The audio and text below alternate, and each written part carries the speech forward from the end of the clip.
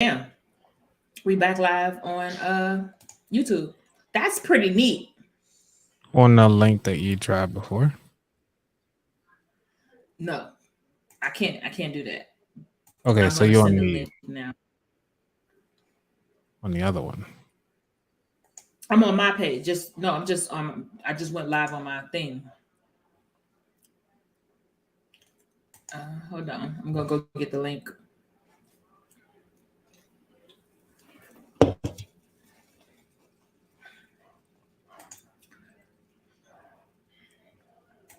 My channel.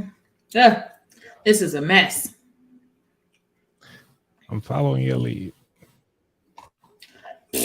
Good luck. Okay.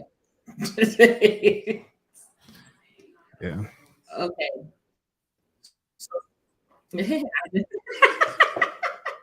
Okay. So we just live on the page. Period. So let me Because I'm get the link to share. Copying the link right now. Gotta put it in chat, private chat.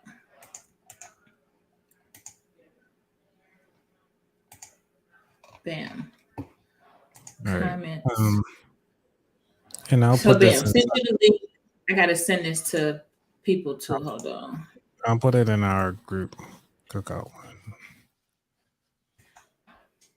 Thank you. I appreciate your patience. I haven't even been in there today either. Ever eaten anything? In the WhatsApp? So I just changed it in the WhatsApp. I'm gonna put it in the other one.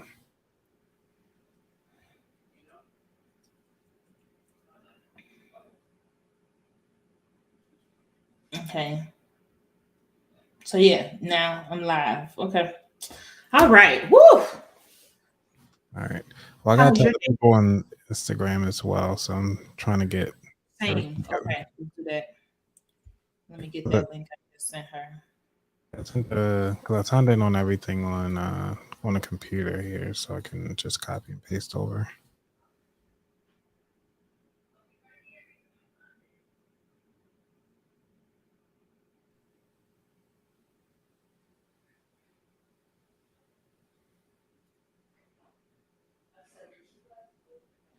Okay, bam. Let me grab this link. I'm so sorry.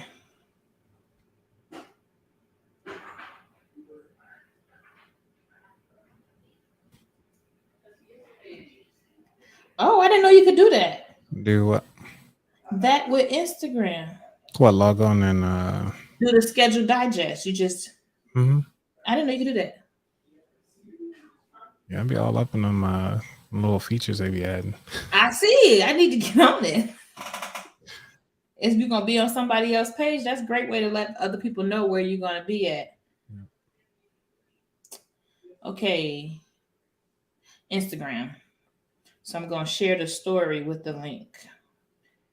Yep. Okay.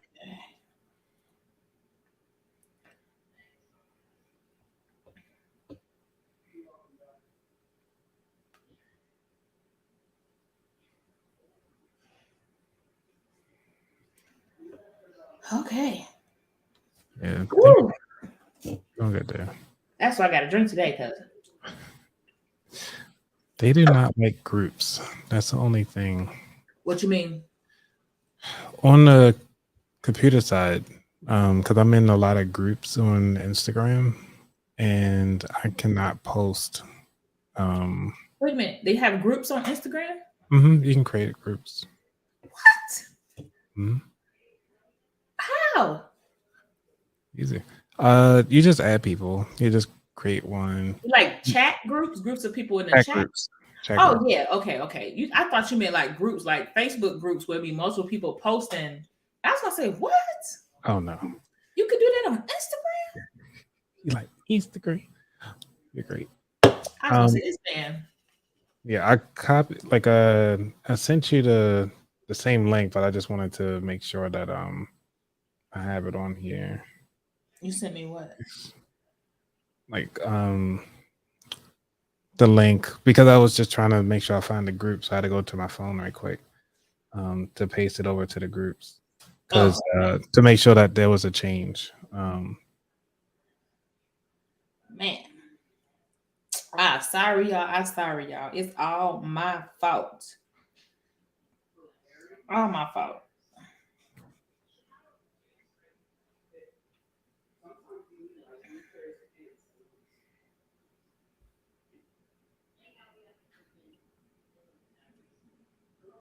All right. Just letting everybody know. Okay.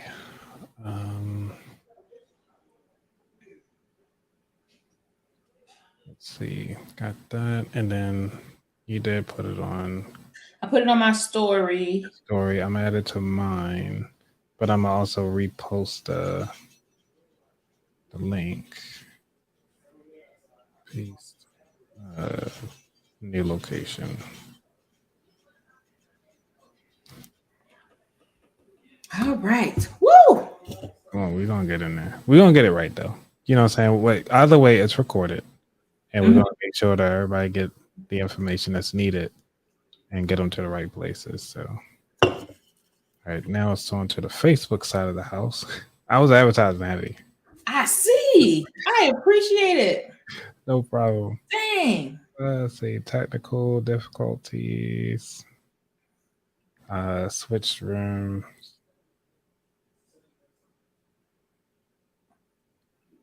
Switch links. There we go. And the last one. I should be done after this one. Hey, take your time. Great. Take your time. Well, I mean, we got people here waiting. I don't want to waste their time either. That is true. We got people coming now, so getting to the right place. Right. Welcome. How you all doing? I had a little technical difficulties. I had a crazy schedule today. Y'all know this is not my norm, but I was running and getting here and I messed up the links from the YouTube.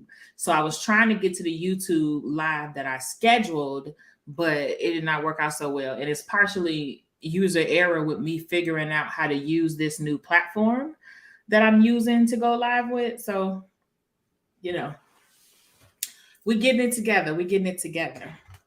Yes. But I'm going to be going live more often. So I'll get it down packed. But I just had a crazy long day. After we get off of here, I will be preparing for bed. Like that's it. That's all I got left in me today. I feel you. How was your day? My day was pretty good. Since a lot of people are out for the holidays, work was nice and easy. Same. I was able to, take care of some things, start planning out for the new year. Okay. And that's one of the things that a lot of people don't talk about, but I actually do enjoy. It's like, because of where I work, I feel like this is my business too. So everything that I do in that particular job, it's like my training ground for my current business. Mm-hmm. So it's like sending out emails. How do I communicate this? All right, I notice we have a gap here. How do I structure, the teams, and how do I start planning out the future for the next 3 months? How do I set my goals? And that's one of the things that I was planning out while it's slow, is like, how do I want my job to be, to be happy? And for me to be happy, I need to know what I'm doing for the next 3 months. And then plan out those milestones. What they call them, POAMs, the plan of actions and milestones. Yeah, but that's good though, because that lets you operate in your business the same way that it's not, you're operating your small business that's like a business. Right. So when you scale, you're already there. Yep. Yeah. That's you get paid to learn. Like, what else you can do that. So what's your job? Exactly. But yes. Welcome to the Money Mastery Academy. We are in the last live of 2022. Like, let's give ourselves a round of applause. We made it. We here.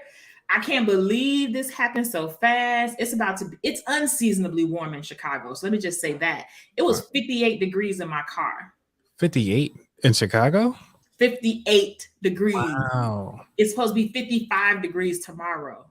Y'all coming down to our weather then. Over here in the Maryland area. Nice. Man, because I don't like the cold. So for me, I know it's global warming. I'm not gonna lie to you. But at the same time, hey, you got the drink. Because when it's cold, I don't want to get out the house. I don't want to go anywhere. I don't want to get dressed. I don't feel like getting cute. Like as a single person, I don't date in the winter. It got to be warm enough for me to get cute. I'm sorry. Because in the winter, I'm like an abominable snowman. I do not care about. I'm talking about. I got hat. I got the scarf wrapped all around. I got a tank top, a shirt. I got the fleece on. I got the coat over the fleece. I got the thermal pants on. Like I do not do cold. I got the boots, not the cute boots, the ones that keep me warm. Yeah, I'm not. Yeah. So you're the opposite of Cardi B. Cardi B was like, I'm here for the fashion. I don't care about how cold it is. I think it was on. Yeah, I'm the opposite of her. I'm like fashion wear. Fashion. What their grandma used to say is how you catch pneumonia. Mm-hmm. Fashion over function. Right. See, Renee say, I know that's right. She in Chicago. She understands. She understands. But yes, we're gonna get into it. So today, the topic we're talking about is how your money habits can affect your mental health. If you're on my email list, you already know that January is Financial Wellness Month. So we're kicking it off with our last session, getting into that wellness space. So we're going to talk about how the different money habits you have can affect your mental health. Mental health can be different things. It can be different for different people. But as I say all the time, personal finance is a self-awareness journey. It's a journey that you have to learn about yourself.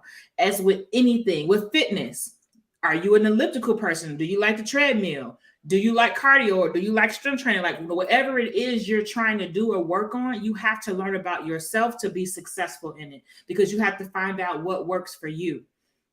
A lot of times we don't realize that there are money habits that we have that is not so simple as, oh, well, let me just stop drinking a cup of coffee and that's just gone. Now my money problems are solved. Oh, if I just could make $200,000 a year, oh, I'm good. I don't need to learn how to budget because I can make $200,000 a year and I'm good. But if you have deep-rooted problems or other mental issues, some people are emotional spenders. So we're going to get into talking about all of that, our own personal experiences, and give you, as usual, some education, some tips and tricks to help you navigate those waters yourself. As usual, I brought company. My buddy Anthony, I'll let him introduce himself and tell you what he does at About That Wallet. Hey, everybody. My name is Anthony Weaver, and I am the host of the About That Wallet podcast, where we help you build strong financial habits. And by doing so, having those wonderful habits is that you're able to live the life that you want to without sacrificing the things that you love. Nice and simple. But it's not that simple. It's not that simple. I need you to let them know what you do. Okay. So, simple is not easy. And I want to stress that a lot because you're right. Keeping things simple isn't always, they always say, keep it simple, stupid, or keep it whatever.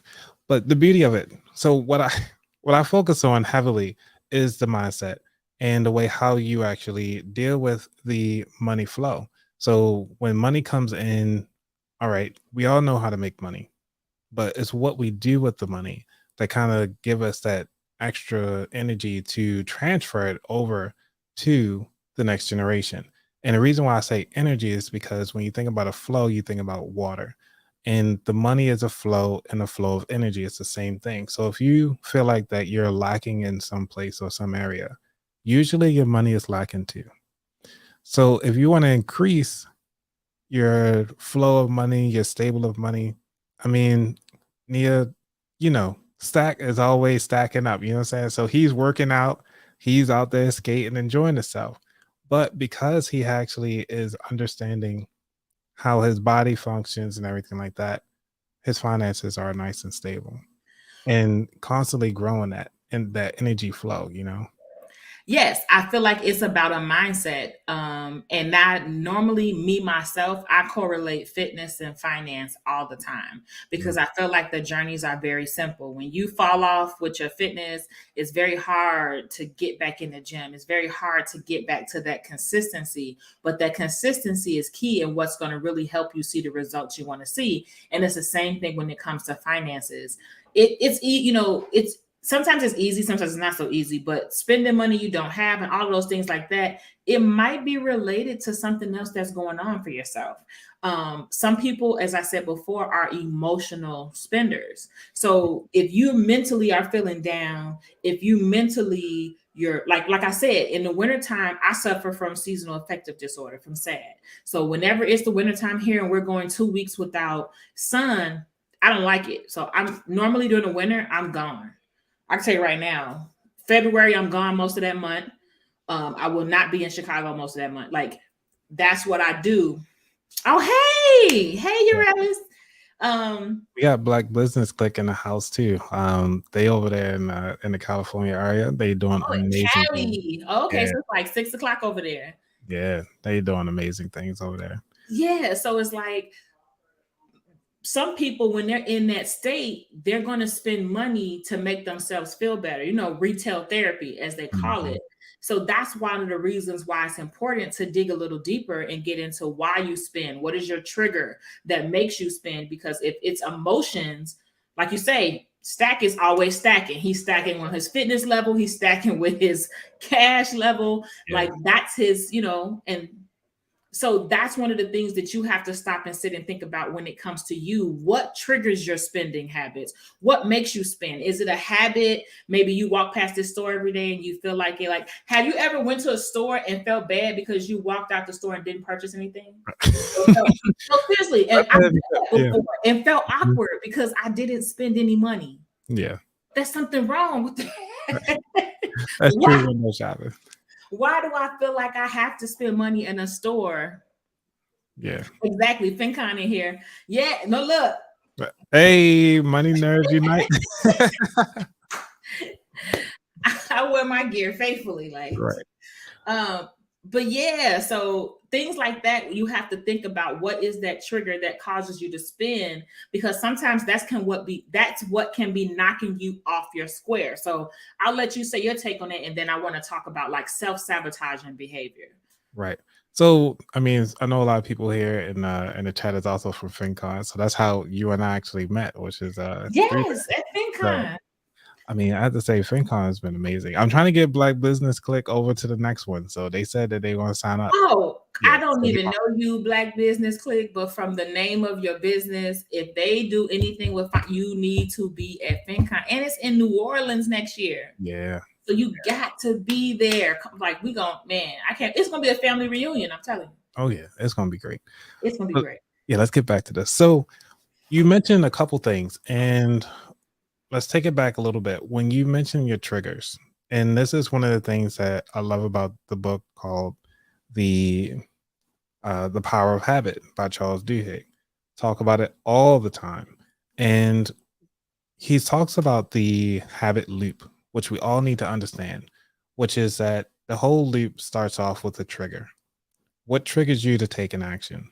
So, for instance, your alarm, it goes off. That's your trigger to what? Your routine, which is to get up. Okay, what is your routine to get up?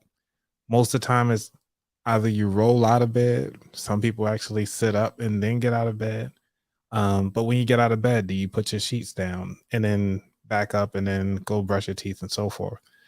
But what is that reward that you're looking for after you had that trigger? And that trigger. So can I interrupt you for 1 second? Yeah. So I actually dig deep into this. I have a course called Budgeting Saves Lives. Well, actually now it's called the Money Moves. I actually rebranded, but that's what I talk about in my spending. One of my spending modules, breaking down the root of a habit, based on his research. same thing, because it's not just about, oh, well, let me just skip a couple cups of coffee. Like you Right. got to get down deep and dirty. So Yeah, because I wanted to bring that up because of to understand why you do what you do. And then I listened to Tony Robbins, and I love his process about this. Is that you have three options to deal with a habit. You can first you need to understand your habit. Once you understand your habit, which means that you watched it, you looked at it, and everything like that. Second thing you need to do is learn from your habits. All right, this is the why. Why are you doing the things that you do? And lastly, and this is where a lot of us in this money space are going to, is how do we change our habits? And that's where we kind of flourish in, is that we change the habits that were passed down from generation to generation, or even just that prior generation. It's like, okay, we saw mom and dad struggling, or like in my case right now, my dad's homeless and my mom is still, she's out doing her thing.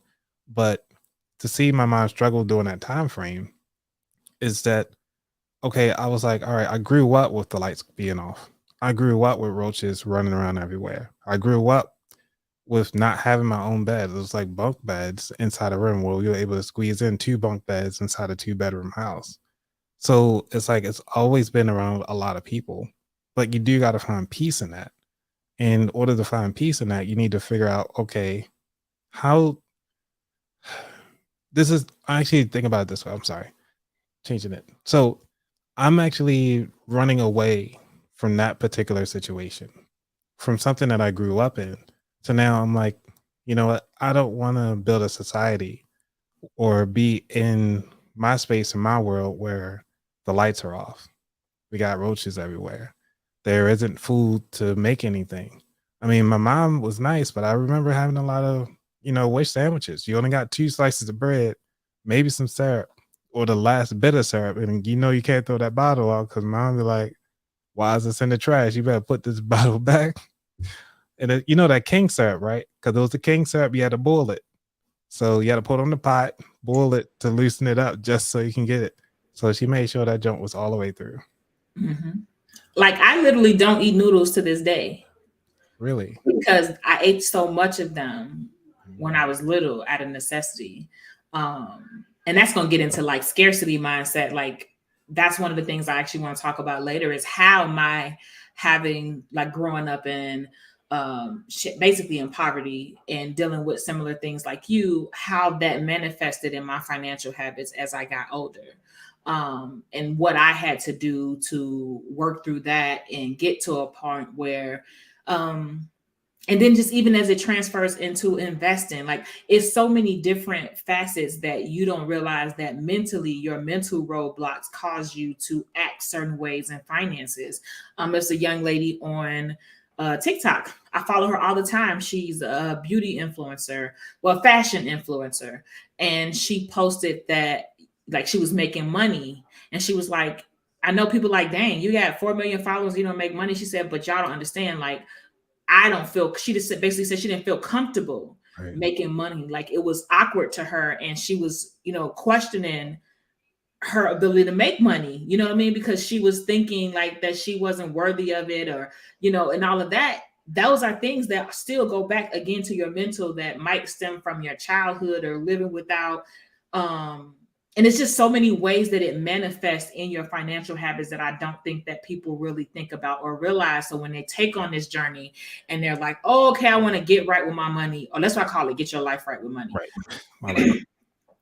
When they're saying that, you're not knowing how deep of a journey this is really going to take you, or how much of a journey that you're really going to be signing yourself up for. It's going to be ups, downs, and arounds, even sideways, Yeah. So I feel like that's part of what I just kind of want to discuss today. Yeah, because you bring up a good point. That's why I feel like I'm a magician over here. It's great. So I was looking at Rakim's book, Financially Irresponsible. And on this, I'm just reading directly off of page 81 if you guys have the book. He says here, first, because he was talking about living paycheck to paycheck is not the goal that one typically has when it comes to becoming financially responsible. In fact, many people would say that is irresponsible to live that way, especially if you have the means to do otherwise. Fortunately, I'm in a position to do just that. That is emotionally live paycheck to paycheck. And it goes back to, you know, do you really feel that you're worthy to live beyond the paycheck to paycheck mentality? Some people think about it. I try to think about it more so of the zero base budgeting if you're doing paycheck to paycheck, because you already know how to technically stretch a dollar. But when things start looking good, you still stretching that dollar, but whatever's extra, you throwing it directly into savings. So that means that you still paycheck to paycheck, but you're not. And that's one thing I love about the zero based budgeting. It's just that they just changed the name. And it's funny the words, how words have meaning. So when you talking to your kids, for those of you who have kids, you need to choose your words wisely around them. I used to say when I was dating my ex, she had a young daughter, and I used to say another time, another day, because she always wanted something. But I always told her that I didn't tell her we ain't got the money, but I just told her another time, another day, or that you can go work out and make some jewelry and sell your jewelry to kind of get this yourself. But for me personally, I told her like another time, another day. And I got into the mindset to say, okay, when she looks at something, if I can get it, I'll get it. But if I can't, I'll say another time, another day. And she started repeating it because, you have to think about our concept around money really stops around age 8, honestly. And our fears about money are the way how we treat money. How do we, our first memories or concepts around money is around age 8. So understanding that is one of the very important things that we have to understand. When did we first understand our fear of money? When did you actually feel happy about money? And I think once we understand those two things, I think you'll be going so many places. It's really awesome. Yeah, I think that's very important. And it is kind of like setting that money mindset early, And I know people hate Robert Kiyosaki. That's one of the things that he touches on, also saying that, people with the poor mindset is like, oh my God, I can't afford this. How am I supposed to do this? I can't do this. But when you have that, I guess you could say rich dad mindset, you're more so like, okay, what am I going to do to get this? Okay, how can I get this? Not how am I going to? It's like, how am I going to, you're more so strategizing how you're going to get it and figuring out the way of how you could get it, as opposed to automatically just counting yourself out. And, but I feel like all of that plays into confidence. That's why I work to empower women so that they can feel confident in their money story, and they can feel confident about their money and around their money, which will impact. That's like the whole thing with the book, is so they feel more confident in their home buying journey. Because when you feel more confident, you don't feel intimidated as much. You're not as fearful because you're educated about the process. I feel like a big part about fear is being educated about something. You fear what you don't know. And then you have the elders, which, they mean well. But a lot of the elders, especially like, during that time, maybe they might be in their 60s right now. They have a lot of negative, commentary about a lot of things that you do that might be new to them. And they're like, what? You can't do that, da, da, da, da. And it's like, they don't realize that they're talking down to what you're saying, but they're speaking from their own mindset because, a difference of the times, different generations. And sometimes that, again, can affect people mentally, and it'll play on their mind. And they're like, oh, and then they'll start to second guess themselves. Then imposter syndrome kicks in. I actually I posted a TikTok today about that imposter mindset, how you talk yourself out of things before you even accomplish it or even attempt. You don't even try to attempt anymore. Yeah, and I think that I did a post about it, I think several months ago. I know definitely earlier this year. And it's almost along the same lines that Mike Tyson said. Everybody has a plan until they get punched in the chin, right? And I was like, as long as, I tell people just continue to do what you thought you were going to do before you heard somebody else say no. that it's not possible. Mm-hmm. And when you think about, like, say starting a business or even buying a house, say if you were never around somebody else who ever bought a house before, and they all tell you, oh, it's stupid. Funny story. I wasn't around anybody who bought a house. I was the first. So, and that's the next part about it too. I was the first in a lot of things. So I, like Renee and I talked about when we went live last week, this was me in life. I didn't first, like if you want to go from my grandparents to my parents to me, first passport, first house, first masters, for like go all the way down the list. It was me navigating and learning how to do all this stuff without navigating, without having anybody to say, oh, well, no, you should have made a left. Yep. And I'm right there with you. Like, how many times have we heard that at FinCon? Was like, this, I love the thing. I heard hashtag first time. Yes, hashtag first time. Yes. And because it puts pressure on you, whether you realize it or not. It's like you are the one who made it. Mm-hmm. But you made it the first one inside your circle. And Correct. Then it's called, I believe I heard of the term, but it's called almost like a black tax.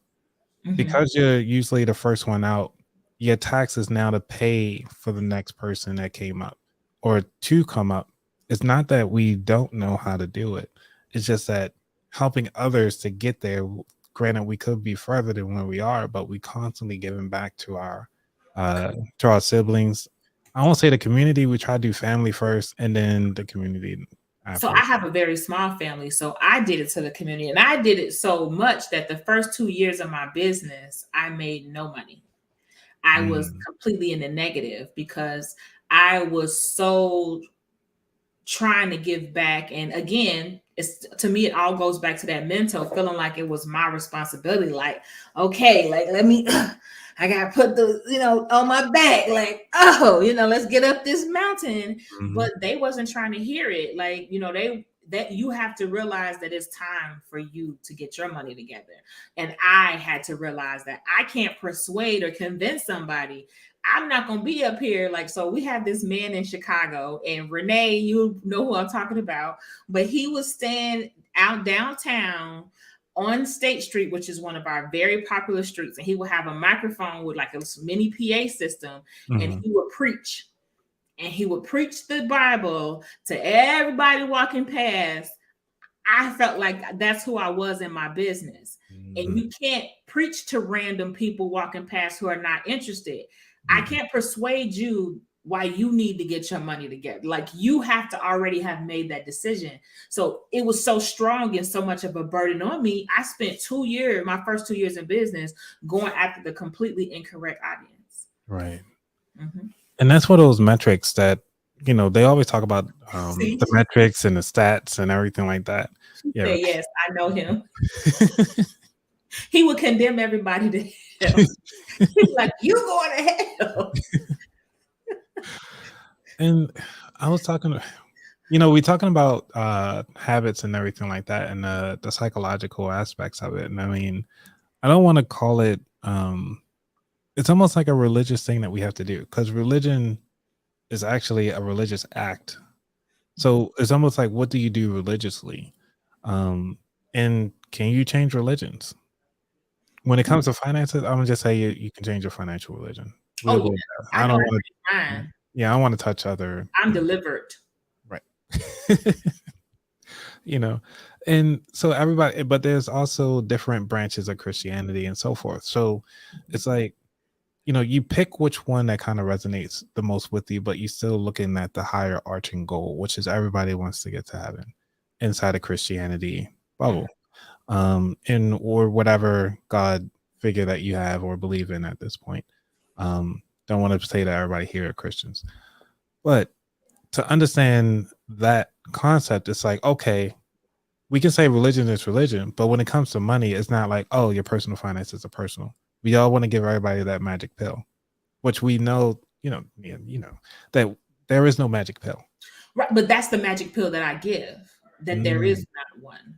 And only you, that's why I'm an educator. I'm not a coach. I'm not an advisor. I'm a financial empowerment educator, because my job is to educate you on options, resources, tools, and tips. Only you can decide what is where you want to end up at. And that's where I always suggest they start at. What's your end goal? Because you can't decide what roads and mountains and detours and lefts and rights you can make in between, in the middle of your journey, unless you know where you want to end up at. Mm-hmm. It's going to be hard. So I can't help you until you figure that out. And if you need to be educated on figuring that out, okay, why don't you start with creating a budget and creating a savings plan? So when you figure it out, you already got your seed money. I like that. You see what I'm saying? Yep. I can't help you figure it out. I can't do the work for you. And I try to think about it to put it in the context. So a lot of people talk about the Southwest flights, right? We all know about that situation fiasco. I do. And I'm ready for today's take me back, baby flight. I'm ready for it. You know they're coming, right? I'm waiting on them. My finger on the trigger. But the thing about Southwest is that the way how their flight patterns are set up, that's the reason why they having so many delays. It's because they having one plane fly around to the other system. They need to upgrade. Yeah. But it worked for so long. It's just that we had one of the oddliest things that could ever happen, and nobody could plan for it. And it just got them when they weren't ready. Absolute wrong time. And that's one of the things is like, from a habit perspective, we can't plan for all of it. Mm-hmm. But we can plan at least for the route that we are familiar with. I'm telling you, like, I'm sure anybody can possibly say hands down, Southwest knows what they're doing to get you to where you got to go. If you know from hub to hub, if you know your hubs, you know you got a direct flight. Mm-hmm. And that's the thing about the same thing when it comes to your finances. Mm-hmm. When you know your market and you know your niche inside the finances, there is no, you can do this with your eyes closed. When you know your budget, okay, my money coming in, you can just say, like, most people that do this, I guess you could say the people that do this the most and have to do this are the people that are retired, because they got a small amount of money that's coming in. They know exactly how much it is. They know their routines, and that when something happens like this, like the pandemic, mm-hmm. now they got punched in the face and it's like, oh, I wasn't ready for this. I mean, think about it though. When you are the brokest, you can budget the best because you don't have an option but to. That's your only option. You don't have a choice but to budget, because you only have these $60 until you get paid next week. So you got to make them last. You know what I'm saying? So when you get more money and you have more money, you know, what do they call it?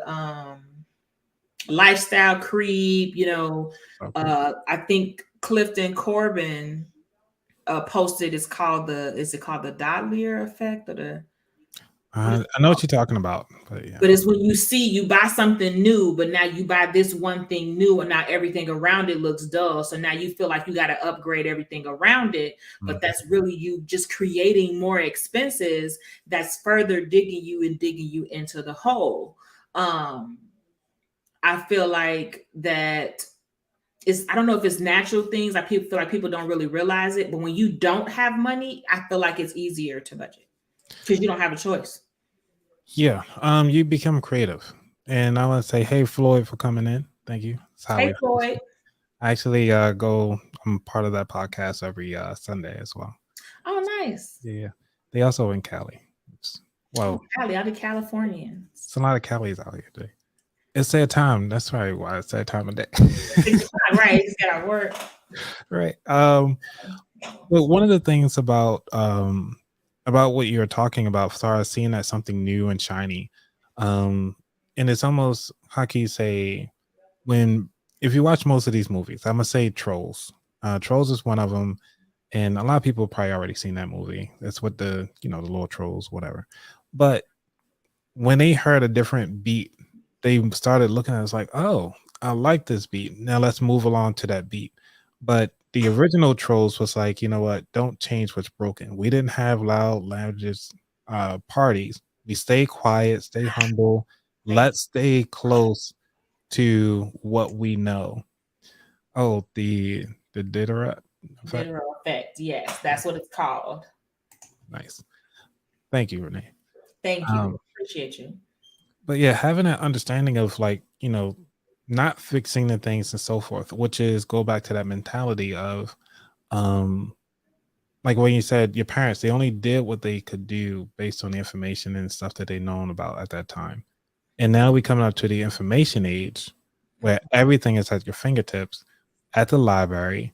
You can, if you got a library card, I'm telling you that's the biggest hack you could ever have. You can rent movies, you can rent books, everything is for free with your library card. And it's an app called Libby, Libby. Um, and you can actually access so many libraries within your county and also surrounding counties or even cities so that you have access to those books for free. So all the books that I've been mentioning, you can actually get these on Libby. So yeah, this is one of the little small hacks. But again, because I know we didn't talk about credit cards, but that's another one that becomes from a habit side of the house. I can tell you a small story is that I talked to my mom just recently, I think I want to say earlier this year. And I always asked her, like, why didn't you add me as an authorized user on the credit cards? And she was like, I didn't want to mess up your credit. And I was like, well, you didn't have to give me the credit card. You could have just put $20 on it and left it alone, or just pay like a regular bill or something like that. She was like, I've seen other people do it, but I just didn't want to trust myself. And I was like, I was thinking, as soon as you said it, I wasn't thinking about you. She probably was thinking about herself. Yep. And so, and it goes to show that your parents only teach you what they're comfortable with. So they know to teach you too. Yeah. And yeah, if they even know. Because think about it now, because you were the first trying out everything, you created a map of areas like, okay, this is a dead end. This is a dead end. I go over here. Let's go to this place. I know how to get the single family right quick. All right, cool. I know people that got multifamily. I do. House. Right. But you know what you're comfortable with, but you make connections in arenas that you've seen other people go those different paths. And now that you have a root system, everybody meshing like this, and it's like, watch this. Let me stop. This is the way to do that. But the cool thing about it is like we get to see this now as we being more transparent in what we're going through. And you know what, too? Yeah. So my mom was a single mom, and she was 17 when she had me, and I was her third child. So if you have 3 children at 17, even if she was a mathematician, she don't have time to teach me math because she has to be at work all day. Again, she didn't graduate from college because she had 3 kids at 17. So she was working hard, and then you got to think about the times too. When you think about civil rights, and like my dad tells people all the time, when they started having all of these ERG groups at his job, he's like, the first 2 years of my life, I didn't have rights. Right. Like, so they coming out of that era on top of then becoming a teenage, mother and father, and they don't have time to teach personal finance. We got to try to make sure you get a roof over your head. We're possibly still battling people who are not okay with the changes, that happened during our life. It just wasn't that time. They were in survival mode. They were just trying to make sure you made it alive, not in the ICU and not deformed. Right. You know what I'm saying? The Yep. fact that we here today, but they are the ones who paved the way that we have the ability now that we can go get it. Right. Because if they had not did what they did, we wouldn't have the ability or the freedom or anything to be able to go and get this knowledge and, change our money mindset and become these gurus and create the maps for the generation. So they still paved the way. They just didn't know, they did the best they could with what they knew. If you think about it, they were the trailblazers from their parents. Yeah. And now we're just taking that. Exactly. We take the torch like a relay race. Exactly. Yeah. And I think a lot of people don't give their parents enough credit. They don't give their parents enough credit. They do not. But you know what? I normally hear it the most from, and this is no disrespect to anybody who doesn't have children, but I normally hear it the most from people who either have smaller children who've never experienced their child as a teenager, or if they don't have any children. Because once you experience having a child as a teenager and above, it's a different ballgame. And you start to really see like, woo, my parents are the bomb. they boy. But when you haven't experienced that part, not that it's easy to have toddlers, but it's a little bit, it's a little bit less this with toddlers, you know what I mean? But when they start getting older and different things, now you got different feelings and emotions. You're trying to navigate and help them become a productive citizen out here in the world.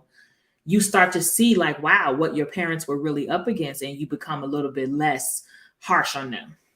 And I was doing some research on the brain recently, right before this, because I was curious on what contributes to deep memories. And they have here is the amygdala seems to facilitate encoding memories to deeper levels when an event is emotionally aroused. So your emotions and your connections to memory is definitely tied to the amygdala. So when I was asking, and usually your amygdala isn't fully formed into your pre-adolescence and also into your adulthood. And so that's why it's like when they talk about like these core memories from inside out, I think that's what it's called. Either way, core memories is like around that time frame is up until you're about 8. And then everything else is kind of like, hey, does this fit? Does this fit? I don't know. Where does it go? And that's the beauty of like understanding how do you learn and how do you actually retain information. For me, I'm an audible and tactile learner. I know that about myself. I need a book. Right. I can't do audiobooks. My mind starts to do other things. Even if I'm sitting still on a train, I will start thinking about other things. Really? Like, because when I'm on a train, I'm actually reading a book. Like, I can do that. Like, yeah, this, or I can even do a ebook, but I can't do an audiobook. I tried it. It was unsuccessful. Ebooks. I retained nothing. He said, nothing. Nothing. I retained nothing. I'm like, yeah, this is not going to work. So question, what do you think, going into tips and tricks? Now we've talked about a lot of, some of the things that people experience. And one more thing I wanted to touch on was the scarcity mindset. So me personally, one of the ways she said she needs the feel of a book. Yeah, I feel like I personally, I truly enjoy the feel of having a book in my hand, being able to go back and reference different points. Oh yeah, I can't see. I don't have my thing, but if you see my books, like it's definitely a financial library. But like this book, I'm implementing this book in my business currently. I like being able to just bam, pick it back up, put it back in. If you want to know what book it is, just so you know. Oh, launched by Jeff Walker. Okay. And Tiffany Alicia is actually, this is what she used. Really? Yes. We got to share me the link later. Oh, absolutely. Absolutely. He has a big spread on her in here because she read the book and then she wrote like a 5-paragraph review about how well it worked. Wow. Yeah, she's a beast. Yeah. But anyway, so for me, it showed up as an adult that I would buy too much food. Because I grew up without, and then I'm the youngest of 3, remember? So I'm getting what's left. And then I dealt with, you tell the oldest to do it, the oldest tells the middle child, and the middle child tells me, and I don't have a choice but to do it. So I value my space because I didn't get space. I didn't have my own room. It's like you said, we all slept in the same room. So as I got older, I value my own space. I valued my own things. If I have something in the refrigerator, do not touch it. Yep. It is mine. Like the birds on Nemo, the birds on Finding Nemo. Mine. I mean, I'm just being honest. That is how it manifested in me and being an adult because of what I experienced. And then I would buy too much food that I did not necessarily need. I would buy things just because I was in my mind set that I am not going to do. I'm not going to be without. My daughter's not going to grow up experiencing what I experienced. But I was buying more food than I needed. Again, it's just two of us. Why do I need a freezer full to the rim? But I felt good seeing my freezer full. Yeah. You know what I mean? So those are ways that it manifested for me with my financial habits as I got older. And you can tell if you have one that resonates, you know, one way that you saw it manifest in your own habits. And then I feel like we should move to like some of the tips and tricks that to help people navigate. Okay. So for me, it was more so in not so much a scarcity mindset. It was more so of a I know we talking about scarcity and abundance, like there's just those two different extremes. But for me, it was more so of a no detachment mindset because there were so many people in the house. You knew that your snacks ain't gonna last. You knew your favorite car, like I used to have like Hot Wheels, whatever. Favorite cars, favorite watches, they don't last. And so to the point now, it's like I might have stuff, but I'm so used to people just asking for it. I'm like, whatever. I'm not attached to things emotionally. So if something happens, I'm like, I'll just get another one, or I will just go ahead on and just let things roll off. But it's not to say that I'm just a railroad to be ran over. It's just that I understand, like, hey, do I have a pulse? Can I breathe? I can still move. Let's make it happen. And that's kind of my mindset. It's like, okay, this is an area that I don't want to be in. I'm moving into a safe space that is okay for my energy. And I always feel like there's an abundance of places that I can go for my safe space. And usually for me, a safe space is really by myself, either reading a book or just getting lost inside TV or something like that. And to have the abundant mindset also is when I hear people say like, oh, there's not enough houses to house everybody in the world, or China's running out of spaces. And I'm like, there's so many ghost towns that are around this world. There's a whole documentary on them. There are places to live. It's just that people choose not to. The government's not funding it. So why would anybody else go there? And you can be a nomad.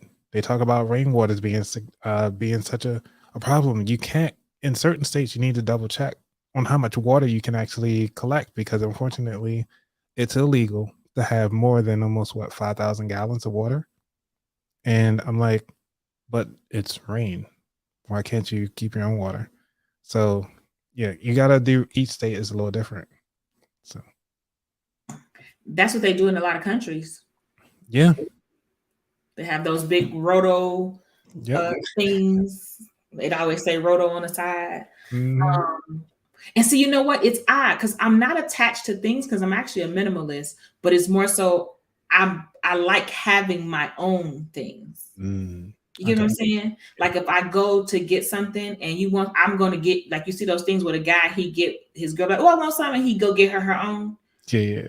Like that. Like it's not where I'm attached to things. I'm not big on things like that. But I just like having my own. Like if we get something, I'm okay. You get yours, I'll get mine. It's okay. I get it. But I want you to have yours and I have mine because I just never got a chance to have mine. Or you know what I mean? So I think that might be what it is. I think that I don't know. I think they put limits on things for other reasons, but that's a whole nother. That's the Beanie. I think it's a discussion. Yeah, there's a documentary on Beanie Baby, so you can look up the Todd Company, and he created that mindset around scarcity, and they mastered it. And because it goes back to those habits that we're talking about, that you know your parents went through it, and people think about, oh, it's an investment for my children, my grandbabies, or whatever, and then it becomes like nobody wants it. So then, how do you value an asset? And that's why I always laugh at people that buy art, and I'm like, well, this art painting is worth blah blah blah thousands, and I'm like, to you it does. Because it's like, I don't care. To me, it looked like a toddler painted it. Right. but beauty is in the eye of the beholder. Yes. And these are the habits that are in always, because it goes back to that abundance mindset, is what somebody else has, is it really necessary for you? And that's what I always ask myself or ask other people. It's like I saw somebody got on me on Twitter because somebody asked, I want a lake house. And I was like, for what? Because somebody else got it. You can't grow anything on water. Like, are you going fishing in that water? Like, who's gonna live there? What's the whole purpose? Are you doing this because somebody else told you that you need a lake house? And then everybody else getting on me, it was like, who is this guy? Why are you asking? I'm like, they asking like valid questions. Like, are you Who is this guy? But it gets you to think of like, why are you doing what you do? Mm-hmm. And that's ultimately what I want to get down to is actually asking people, it's like, are you doing this for yourself or are you doing this for others? Mm-hmm. And I think that's what we need to start understanding when we start doing our habits. Yeah, I think that's a very important question to add because I feel like that's another money habit. I've made TikToks around that too, where you have someone who they're a people pleaser. And so part of it is people pleasing and part of it is other reasons. But when people ask you for money, whether you have it or not, you give it to them because you want to be the person that give, it's not necessarily that you're doing it to help them, but one, you don't know how to say no. And two, you want to be the person that, you know what I mean? Like, well, they gave it to them. Exactly. Or they got it. So, but it's financially distressing you, derailing everything. Now you got to go work overtime to make up money that you gave away that you shouldn't have given away. It's causing you stress. You're stressed out about them constantly asking you, but you don't feel like telling them no, but you complain probably to, I don't know, the people around you or whatever. Just say no. Yeah. But it's more than that. For some people, it's a struggle and it's hard to do that. See, for me, it's easy. I'll say no. I don't know. Like you said, you were the youngest though. Like it's mine. No, like but people have, and it's not even only that. It's because I became a single mother at such an early age. As I got older, I found the value in having to self-preservation, making myself a priority, and not stressing myself for someone like that. Again, thing I made the other day. Somebody who wouldn't buy me a stick of double mint. I'm not about to bust my budget wide open for you. Right. But having to learn that as I got older and make myself a priority, I don't have a problem saying no now. People call me mean, like people don't like, but I won't have nothing festering in my chest because I didn't say it to you. Right. It's no condo living in your brain. I got you. None. No condo. Not even a sofa bed. Like, bro. You walk in, walk right back out. Like exactly. Like we just moved in. There's nothing in that. Nothing. So, but different strokes, different folks. And I feel like it's a process of people to get there and for people to, stop talking. We had these whole conversations with ourselves that just build up stories. And sometimes it affects your money habits. So what is your suggestion on going to, if anybody resonated with things that we talked about today and they felt like, oh my God, like this man, they've been in my house. Right. There must be a fly on my wall. What are your suggestions to help them start to break through those habits, especially as it relates to their finances, and start to dig deeper into that problem to, learn to build wealth and whatever their financial goals are? There's a lot to unpack there. Mm-hmm. So the very first thing that I tell most of my clients is to put it all out on the table. Mm-hmm. See what cards that were dealt to you. And to do that, more than likely you need to write it. You don't have to be detailed. You can just say, just living situation. Hey, I'm in an apartment. This is how much I pay for rent. This I like to eat. These are the things that I pay to go out to eat. Like just go on and go line item by line item, put it all out there. Because once you put it all out there, that is just like a snapshot of where you are. And we always hear the common phrases, where you are today does not determine on where you're going to be in the future. It definitely does not. Whew. Yeah, it's just point A on your roadmap to wherever you want to go. If you say, you know what, hey, I don't like this lifestyle and I want to leave the country and go live in Mount Fiji or somewhere, you have that prerogative. Nobody's going to stop you but you. You just need to figure out how. And even if you're just going to go over there with no money and just going to figure it out, that's your prerogative. But ultimately, you need to know what you want in life. Do you want happiness? Do you want others around you to be happiness? Do those people that are in your life right now, do you really need them? Or do you want them to kind of feel satisfied because you know people? Um, and, just really have a long heart to heart of really where you want to go. Because you already have your plan, you have everything written down on where you at today. Now it's ultimately you need to know where you want to go. And then thirdly, you need to figure out what habits that other people who have done to change to get to where they are in that future. So perfect example, we were talking about fitness earlier. You see the person with the six-pack abs. We're just gonna go with the abs because everybody likes six-pack abs. I'm trying to get there. But I'm not eating like a person with six-pack abs. I just had some chips and and some cookies upstairs. And like, no, I've used the little ab wheel over here, but I did it for like 10 minutes. That's not going to do anything for me. But you got to look at the patterns and the habits that if you want the six-pack abs, you need to look at what the six-pack ab person is doing. If you want to travel, look at what the person is traveling. What are their habits that they're doing? Are they using credit cards to kind of maneuver the points to get the travel for free? Are they using the points to actually get the hotel stay for free? Are they using the points to actually get the transportation from the airport to the hotel for free? I did it all. Or do they have a job at the hotel and they book a hotel with a free shuttle from the airport? There you go. Right. I'm just saying. Yeah, right. And nobody had to say that you have to do it all by yourself either.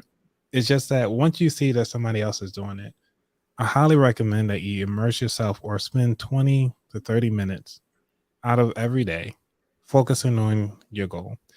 And I think that's one of the things about the pandemic that I loved about it was that it freed up everybody's mind to think. And because everybody got time to really slow down, figure out, hey, do I really love this job? Do I love the people that I'm hanging around with? And is my family more important than my job? And having that heart-to-heart conversation, again, taking that snapshot of where you at, really resonates with a lot of people. And I can't imagine that we will get something like this ever again. I hope, no.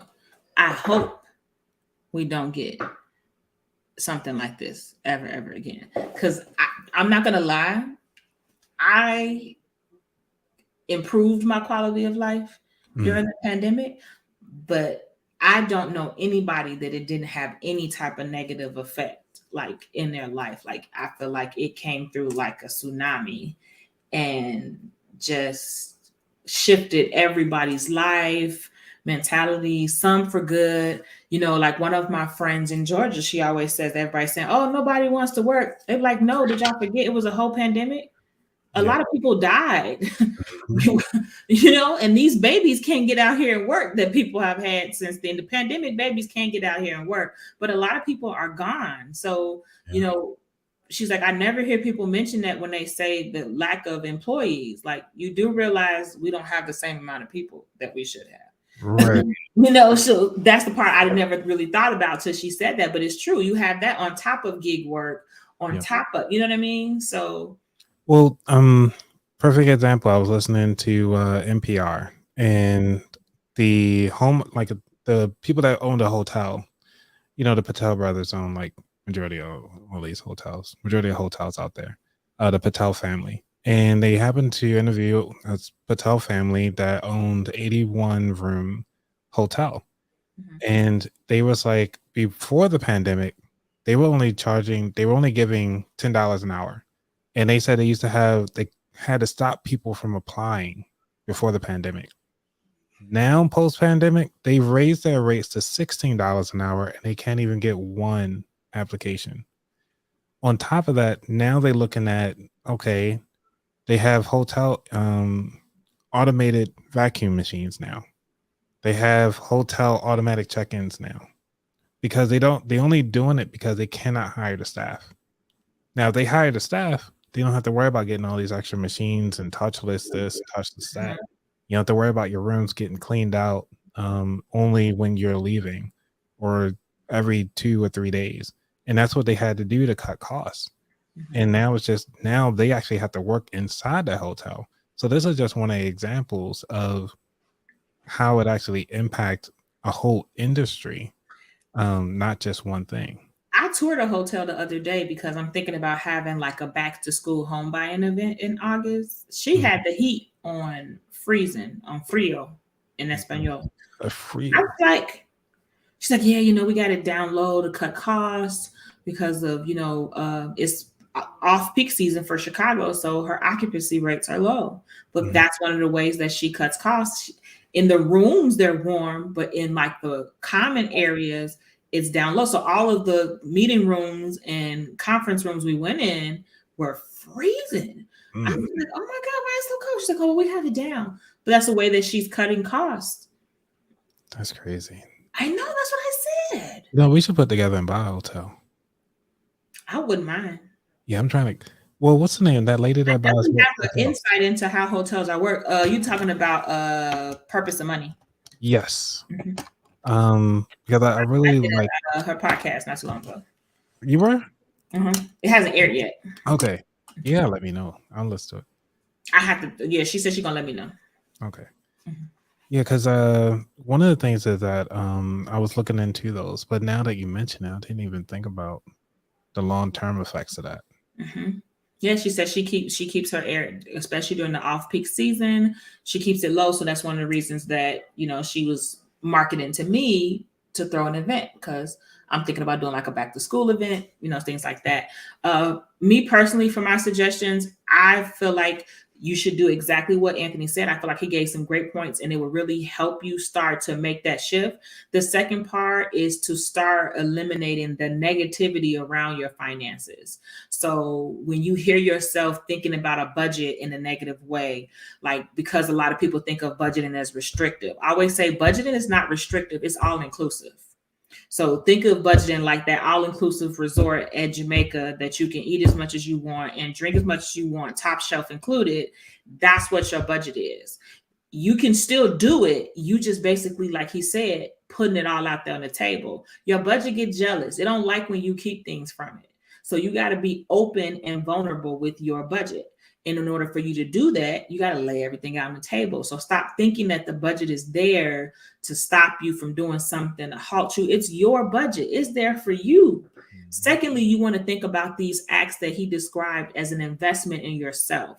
Don't think of it as a chore. Don't think of it as something. And when you start to hear yourself putting those thoughts in your head, start to be more mindful of them. Keep your eyes and ears open for them so you can start changing those words and changing those narratives. Because when you change the way that you start to think about these activities, you'll be more motivated to do them. And they won't feel as if, let me go ahead and write, it's more so of what it's helping you be able to do. Yeah. So that's one of the things I honestly tell people a lot. Like when you have those negative mindsets around it and you're giving it these negative words, thoughts, meanings, all of that, it also can play a role into your willingness and motivation to do it. Because at the end of the day, we can talk till we could stay on here for another 6 hours until you make it up in your mind that you're ready and you're tired of missing out on the girls' trip. And you tired of making this much money, but still feeling like you too broke and you really can't figure out how. Until you make that decision, it's not really going to do any good. The funny thing is that as broke as I was, I traveled the most when I was broke. I did too. Well, no, I can't say that because I travel a lot now. Oh, that. But I started to travel the most when I was broke because I done had a financial roller coaster, like I say. I worked for the Postal Service really quick. Worked for the Postal Service for almost 8 years. My good government. But I injured my ankle. I couldn't continue to do it, blah, blah, blah, blah. So I had to find a different route. But unfortunately, a lot of other agencies did not see me being a mail carrier as they have this thing where you have Also, the Boom and OnlyFans accounts. Also, That is true. what'd you say his name was? Floyd actually wants to be a foot model on OnlyFans. Hey, He just want to pay in oil. I think you should do it, Floyd. Get your money, man. Get your money. I'm not mad at it. Get your money. You ain't got to show your face. Get you a mask. If you got to, do what you got to do. Yeah. If you're not already, become debt free. Like, at least do it for like 2 years, stack real quick, and then be out. Yep. But yeah, so a lot of people didn't see that when you apply for jobs for the government, you got to have experience. They look for you to have, I can't remember the terminology at the second because I need to, of course, but and you need to have that experience, but they don't consider being a mail carrier qualifying as those different experiences because it's not the same, not doing the same thing. So I had to take a $20,000 pay cut on paper, not including all the overtime I did as a mail carrier. And I became a receptionist to get out of the post office because I knew my ankle couldn't deliver for 30 more years. Right. That was in 2014. When I say 2015 is when I started traveling. I took my first trip to, I traveled before that, but that's when I really started traveling. I took my first trip to Belize for the Christmas, that 2015. Man, since then, like the only thing that set me down was, especially once my daughter got older, the pandemic set me down. That's it. But literally 2020, the pandemic, I had about 5 trips that I had to cancel. Nice. Because like I was going to Portugal. I was supposed to be in Bali for 16 days. The pandemic came, sit down somewhere. Simmer down. I need you to bring it down to a 2, sis. Yeah. You get man, please. I was in the wind. So yes, I agree. Yeah, the thing about it is like, we found the money to do the things we like to do, but we don't want to find the time. We don't want to find the time to do the things that we have to do. Oh, I do both. I do both. Yeah, you do both. Now that I'm delivered. Right. I do both. But some people never been outside their block. And it's amazing. Yeah. And I'm like, even though they might not have physically been outside their block, they watch other people get outside their block. And a lot of them who never been outside their blocks are the main people trying to discourage the people who do out outside their block about why they're going outside their block. They're like, where are you going? Why are you going over there? I'm like, I don't know. And I don't know what's over there, but I'm going to let you know when I get back. Yeah. When I get back, I got you. I'll tell you what's over there, but I don't know right now. That's why I'm going because I got to find out. How else am I supposed to know? Exactly. You're the road mapper. Like, and that's one of the things I love about it. I know they use like the term trailblazer usually. And I love that about most of us in the financial community. I want us to do a cookout trip. Ooh. Yeah, we gotta do one. I plan it. I plan it with my friends. I mean, I got a Marriott credit card. So what we got? You offering to pay? What you saying? No. I'm saying I got some points. That's what I'm saying. I got points burning. Right. I'm just joking. Right. No, if anything, you should be housing all of us. You're like, yeah. I need 20 rooms. No, you only can get 2 for FYI. Okay, well, I need to get my part-time then. Look, everybody get a part-time and everybody get airline. People, you go to Hilton, you go to Marriott, you go to Southwest, you go to American, you go to Delta. We got this. Yeah, we need some hookups, right? Everybody part-timers. So that's what we got to do. I love it. But yeah, these money habits are great. And we talked about the scarcity mindset, the abundance mindset, and that the beautiful thing about the abundance mindset is that they talk about how money is tight, but think about how much money the government gives each agency, right? Then on top of that, we have additional money to give to a whole nother country. Then on top of that, additional money to give a whole other multiple countries. Right. And our imports, our exports, the tax dollars and people that pass away with their money that goes directly to taxes because they never signed anything for an heir. Like, it's so much money that's out there.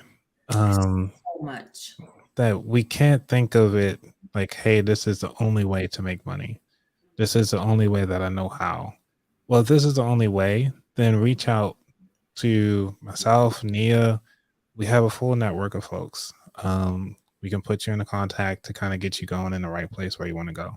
Or we can actually just help you out one-on-one. And shameless plug, if you resonated with anything that we talked about today, I have a 5-day money challenge coming up January 23rd through 27th, where I will show up live 5 days straight and basically give a mini masterclass. All you got to go to is the5daymoneychallenge.com to sign up. Put your email in. As soon as you put your email in, you'll receive an email from me. If you don't receive it, check spam. And what time of the day is every day you going live? Oh, it's going to be 6 p.m. Central Standard Time, 5 days straight. Nice. Can't beat that. Mm-hmm. For free too? Okay, $3.99. And I get paid to speak. Like, I'm trying to toot my horn, but I'm just saying. Right. Like, I'm booked up for January. So it's like, I'm not coming to bring no fluff, is my point. I'm bringing a real, there's going to be other people there. You know, same thing, my ability partner. Pound for pound. Pound for pound. Yeah. Yeah. So, I mean, anything else you want to add? The only thing I would say is that out of the books that we mentioned, to get your mindset together, I would say use either the book that Nia talked about, which is, what's it called? Follow? Or by the guy that you just held up, the book that you were reading. Oh, no, this is for your business. This is when it comes to launching. Yeah, this is for business sales and how to sell offers and stuff like that. This is not. Okay. Well, then if you want to get your mindset together, then I would say definitely you want to get this book, which is Financially Irresponsible. Mm-hmm. Get good with money. Get good with money. You want to get this one, which is talking about colleges, but he also talks about finances as well and your mindset around the finances. And this is for those who are listening to the audio side of the house. This is the Financially Literacy 101 for college students. I do read a lot of books, I guess. I do too. I'm looking at mine also. Definitely, as you mentioned earlier, which is Get Good with Money with Tiffany Aliche. Make sure you get your copy. And I had to say, and I would say the what you call it, The Power of Habit. Just make sure you get all those. And I think this will be a good starter set for you who have a library or who haven't started a library yet, to have these books in your repertoire to reference throughout the year. And I would have to say that if your money and your mindset doesn't change after even reading one of these books, then read the next book. Just go to the next one. But seriously, and if you read 1-2 books and you're still finding where it's just not clicking for you and you're not making any changes in your finances, it might be time to seek out a financial therapist, because you might need to work through some deep-rooted issues or things that you might be blocking that you don't even realize that you're blocking, to help you work through those issues. And if you need a financial therapist, I actually met this guy at FinCon. FinCon's really in the house. Yes. This is Ed Combs. I actually Ed Combs is the bomb. Yeah. I highly recommend him. He is the bomb, definitely. And I had a section in here. So he's on my show. I can't recall what episode he was on. But the title of this book is called The Healthy Love and Money Way. How the 4 attachment styles impact your financial well-being. Yeah. So he does have like one of the questions that he does have here, and that's why I had the bookmark here, is for you all who are listening, which is, how comfortable are you reflecting on the past? What stops you from reflecting on the past and being able to learn from it? And that's what I want to leave you all here today. I'm going to go. Okay. Love it. Well, hopefully you all enjoyed today. Hopefully you got some information. Again, if you have additional questions or anything like that, hit Anthony or me up. Anthony, can you let them know where they can find you at, please? You can find me on all social platforms at About That Wallet. definitely want to sign up for the newsletter, which is aboutthatwallet.com/newsletter. I do not spam you. I send them out every Monday. Except for the holidays. I do say happy holidays. And yeah, so that's where you can hit me up at. I'm more likely active on Instagram. About That Wallet. Great information. He has wonderful people on his show. A lot of the authors we talked about today, you can find them on his show. He's either had them on before or they'll be coming in the future. But definitely, hopefully you were able to gain some information from this. Any comments or questions that you all have, let me know. And like you said, DM him, follow him. If you have additional questions or something that he said resonated with you, and of course, sign up for the money challenge, the 5daymoneychallenge.com. So I'm going to go ahead and end the broadcast. I hope you all had a great night. Thank you all for coming and for your patience through my technical difficulties today. It was fine though. We good. We got it though. We got it, right? We got it.